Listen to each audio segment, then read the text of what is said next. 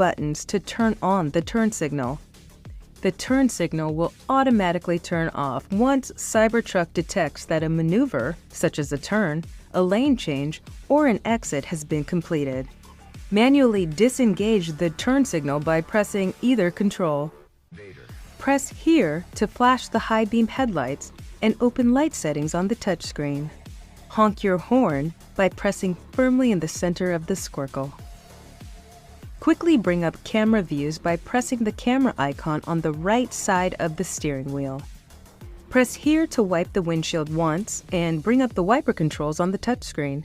You can use the right scroll wheel to toggle between wiper speeds or set them to auto on the touchscreen.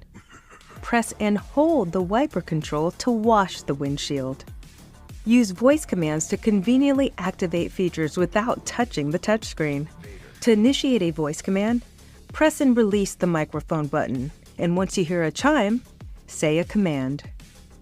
The left scroll wheel is multifunctional and can be used to set mirror and wheel positioning, as well as access media, skip between tracks, and adjust the volume. To access different vehicle functions, long press the scroll wheel, then click the wheel to select. The right scroll wheel is used to activate and control autopilot features.